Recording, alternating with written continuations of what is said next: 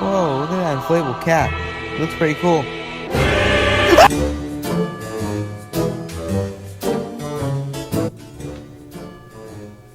Oh!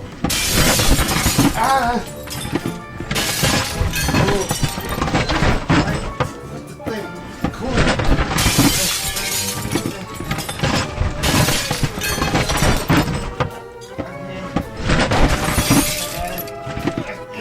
Yeah.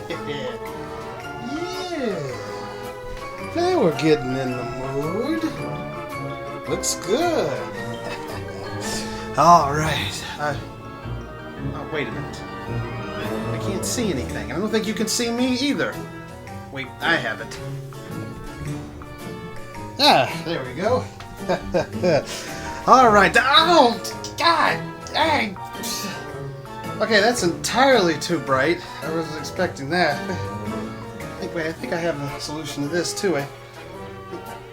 Ooh. Yeah.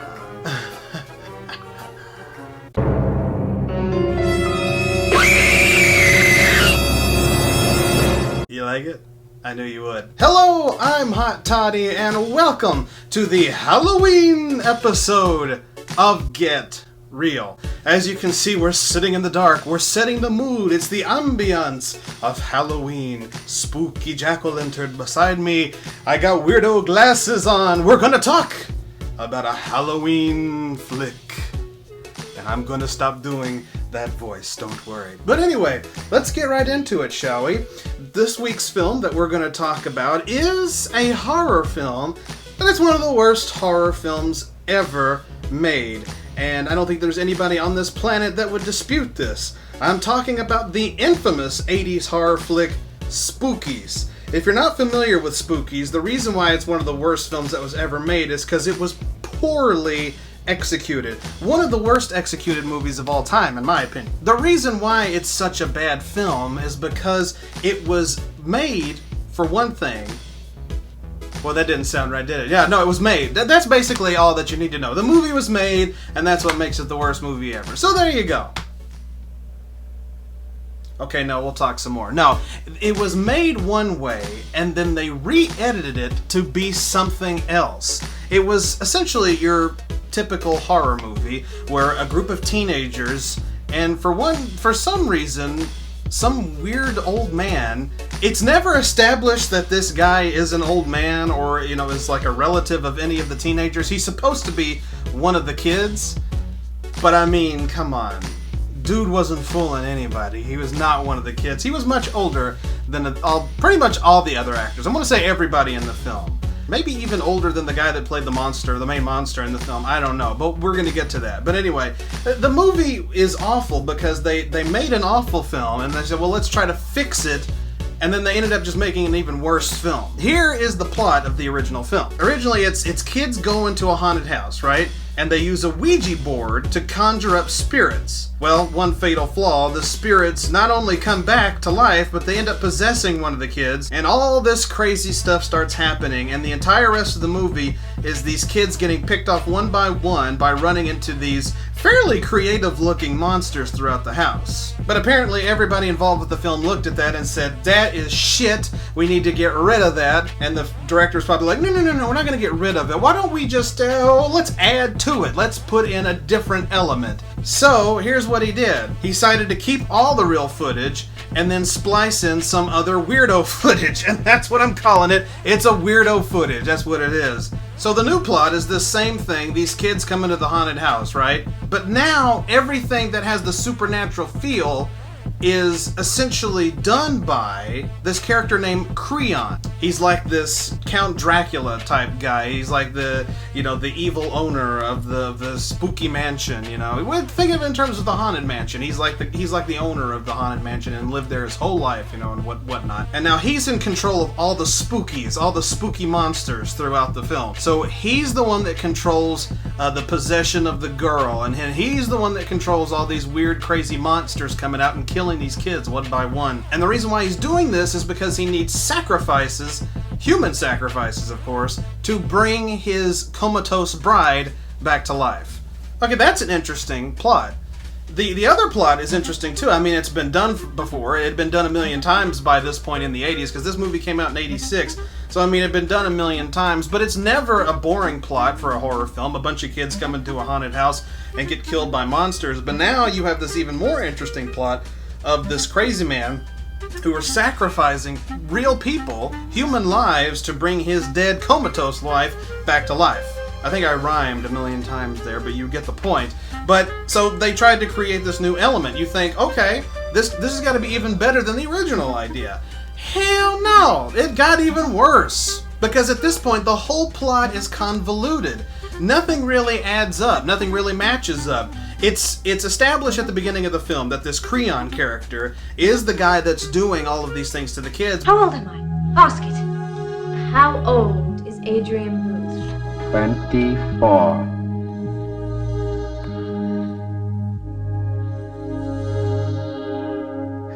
That's right. But he barely makes appearances throughout the film. He's just spliced in every so often. And randomly, while these kids are on their way... Oh, and the old man, of course. We can't forget the out-of-place old man. We'll get back to him in a second. But while these kids are on their way to the haunted house, a little kid named Billy has already made his way into the house. He's just curious about it like the kids are. And then, randomly, he walks into the dining room area and sees a birthday party completely put together for him. It's not even, there's no people there, but he sees a birthday party and he automatically assumes that it's a birthday for him. I want to reiterate that. He's never been to this house before. It's haunted, it's abandoned, and really abandoned is the key word here, because there's nobody supposed to be in the house. He goes into the house, sees this birthday party, and thinks, hey, this birthday is for me. This is for me. This is my birthday. Why he thinks that, we don't know. But he opens up one of the packages, and it's the severed head of Creon. Of course, because he's a supernatural character himself. Sadly, though, little Billy meets a terrible fate. Creon has this horrible, it's the dumbest sidekick, I think, in any film whatsoever. He's just like this werewolf guy. He's like a wolf man. And the wolf man chases little Billy down, claws him slightly, and then buries him alive. That's the end of Billy. So there was no point to Billy's story arc. You think maybe he's going to have a whole big subplot where he's going to, go off on his own adventure and deal with Creon in some sort of weird way. Nope. He just ends up getting killed by the Wolfman, and the movie just trudges on with these kids and the out-of-place old man. I can't mention him enough. I really can't. So the plot is just convoluted. There's all these stupid little elements that didn't make the movie any better than what it already was. But I think at the same time, that's what kind of makes this pure cinematic gold. But you'll be the judge of that if you ever watch the film. So the plot is convoluted. You got the guy who's trying to control these sacrifices, inadvertently killing a little boy named Billy. It's weird. But so the plot is just muddled. Like, okay, it makes more sense with the original plot, where the kids, go into the abandoned house, they bring up a Ouija board, hey, spirits are real in this universe, and one of them possesses the girl, and the girl chases them around the house, and all these monsters come to life and kill everybody. It's a good enough plot by itself, but apparently not for this filmmaker. So they threw in this Creon character, which it's convoluted. Like I said, you can't get any more real than that right there. It's just kind of a dumb plot to begin with. A great example of that, we go back to this Wolfman character. In certain scenes where everything is like very quiet, it's tense, but things are quiet and, they're just stumbling around. All of a sudden, a door will slam closed. In the original edit of the film, it's like spirits closing them, it's scary. But in the new cut, it's that damn Wolfman. He just comes in and closes the door and closes them and just keeps them shut tight so that they can't get out. Makes no sense. So it's just dumb, really. But regardless of that, the casting of this film is very odd. I mean, all the kids, and I put in quotation marks kids, are obviously like people in their 20s, possibly even early 30s. But there's this one guy who's clearly, he has to be in his 40s or 50s, and it's never made clear if, he's obviously the boyfriend of one of these kids, but, they never approach the issue of, maybe just, as a, just a sideline, just a throwaway line of him saying, well, why do you date older men, or something like that. It's never established that this particular girl just fell in love with this older guy or anything like that. He's just there. And it makes it kind of weird because it's like, okay, it would make more sense if he was like a family member and he was just, he was like the designated driver for the kids or something like that, or maybe he was chaperoning one of them because, she tends to get in trouble, and then she ends up being the hero of the whole film, and he and her escape. They're the only two that escape or something like that. But no, he's just there as a part of this little group. You're expecting me to believe that he's friends with all these like teenage kids? I mean, it doesn't make any sense. And I don't know if they're trying to pass him off as a kid, but let me tell you, if they're trying to pass him off as a kid, that is some... You know what? Go fuck! I'm sorry, I got a little upset. But the point is, like, he shouldn't have been a part of the film, at least in the way that he's in there. So it's miscast a little bit, even in the original plot. Then you throw in this weird Creon character and that damn Wolfman. Bitch, are you for real? That damn Wolfman, he's worthless. He's worthless throughout the whole film. Why he's a part of the film, I don't know, but he's just there. But anyway, now I don't want to dog on this movie too much because I would like to point out, and I'll talk more about this once we get towards the end here, I really like this movie. But I like bad movies in general, so I mean, you can't really go by me. But, there's even some, like bad B movies that I don't like because I think they're just so poorly made that it's just kind of ridiculous to even, try to have them do anything. And so that's why I'm not a huge fan of some of them, but this one I really like. And one of the reasons why is because it had a shitload of effort put into it. The monsters in this movie, because there's different monsters throughout the house. There is no like one specific monster. There's a bunch of different ones throughout the house, and they're all really creative. You have these like little like gremlin looking creatures, and then you have this Grim Reaper statue that comes to life and attacks everybody. You have this tentacle monster that electrocutes somebody. And to top it off, my favorite monster of the entire film, and I think it's weird that I like this monster so much because I actually have an issue with this particular creature that it's representing. It's a giant spider woman. Ugh, I hate spiders, but this giant spider woman is impressive. In fact, let me just show you her scene outright right now. They're dead, Mr. Adam. As I am, as you are.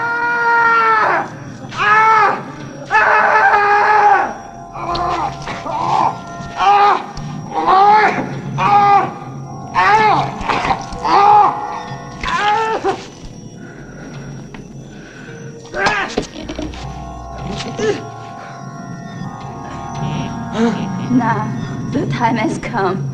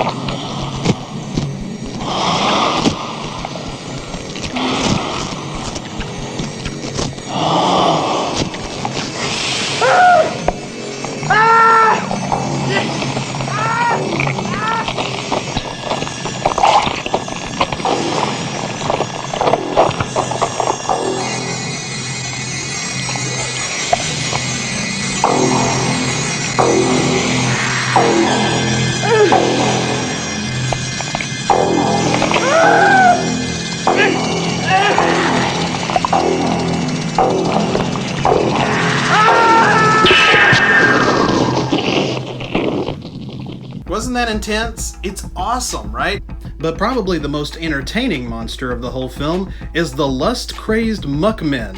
Not only do they look great, but they sound hilarious.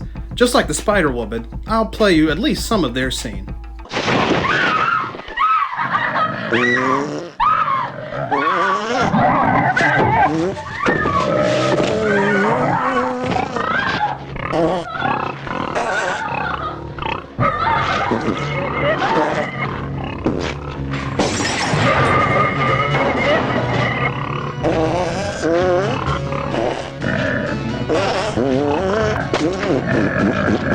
See what I mean?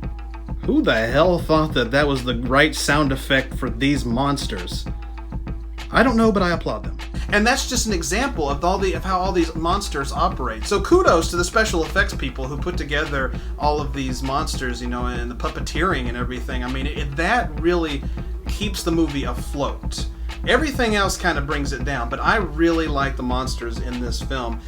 Don't get me wrong, though, they do mess up a little bit even with them. There's one scene where there's a monster. This creature has no bottom, and the reason why you know this is because you can see the puppeteer's hand moving the rod of the puppet on screen. So much to the point you don't know if it's intentional or not. So it's kind of weird, but it's regardless of what the intentions were, it doesn't look good. But that's like one of the few foul-ups with the special effects that it actually had. Overall, the monsters, the creativity in this film really goes above and beyond. So kudos to them for that. So the original plot of this film, like I've said, is these kids go into this abandoned haunted house, they conjure up spirits and whatnot. But in the new edit, of course, it's Creon controlling everything. He's sacrificing these people so that his comatose bride can come back to life. Okay, fine. In the original edit, that old man and his girlfriend were the only survivors. He was like the hero of the film, and they managed to escape. They were the only two. But in this new version of it, which, by the way, I don't want to make you think that there was an old version out there and then they released a new version. No, this all happened before the movie was released. I just wanted to put it out there for you. But it was all one movie to begin with, but neither one was great. But anyway, Creon kills everybody, even the old man and his girlfriend. And so when that happens, all the sacrifices are done, and the bride comes back to life. You think it's a happy ending for evil, and it's not. The bride gets freaked out by Creon, stabs him in the head with a knife, and runs away. So my question really is, why didn't the bride recognize him? I don't understand that. If this really was his bride, why didn't she just hang around? You know, it makes no sense. What happened? Don't you love him? Or can she not remember? I never understand, because there's been other movies that's had a plot like that, and I'll never understand that plot. What are you doing? Why are you running away from the guy who supposedly loves you? I don't know. But regardless, she doesn't recognize him, she kills him, she runs away. Only to be captured.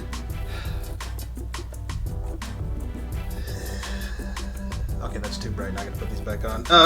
Only to be captured by the Wolfman. So she ends up getting killed, and you find out at the very end of the film, Creon didn't die, and he's there laughing his head off because why not? It's Spookies!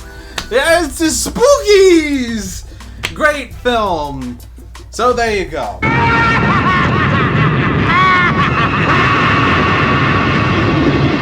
But yeah, that's how the movie ends. Nobody wins. Billy's dead, all the kids are dead, and the old man is dead. The bride is dead, and Creon is laughing hysterically because... And that's, again, goes back to the convoluted plot of this film. It doesn't make a lot of sense. But that's Spookies in a nutshell. Again, though, the special effects, I think, make up for it. The monsters are creative. They're really... Some of them are kind of funny looking, which makes it appealing. Some of them are actually very creepy looking, which also makes it appealing. So, you know, overall, the movie is not terrible. It's just kind of a... If you just get through the acting and the plot, which I know that's pretty much what's supposed to carry a film. If you just get through those couple of things, you'll enjoy some fun monsters. But again, I have to point out that I actually really love this film. I love it because of its incompetence. As I stated on the very first episode of Get Real, I said that we'll probably look at some movies that a lot of you won't like, but that I like, and this is one of them. I love this film. It's one of my favorite B movies of all time, and you know, it's great for Halloween, obviously, because it's a monster movie, but it's not for everybody's taste. So my advice to you, I guess my recommendation is, if you like movies like Spookies, which is, you know, bad B movies with no horror. I was going to say mediocre horror, but that's kind of giving it a little bit too much credit. No horror whatsoever, mediocre acting, a bonkers concept, but with some decent special effects and makeup. This is the movie for you. Go check it out. Spookies is fun. I own the special edition Blu-ray that was released by Vinegar Syndrome, I think just last year, and I love it. It's a great film. So I recommend Spookies to my B-movie fans out there. If you're a big movie buff, go enjoy it.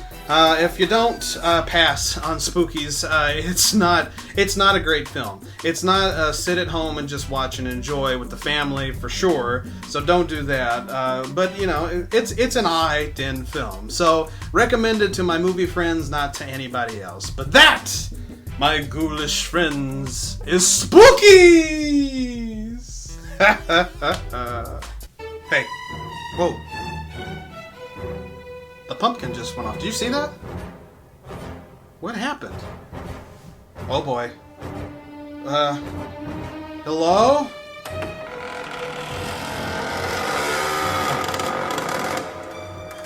Oh my god, no, it can't. It can't be! It's the scariest monster that's ever lived! No! No!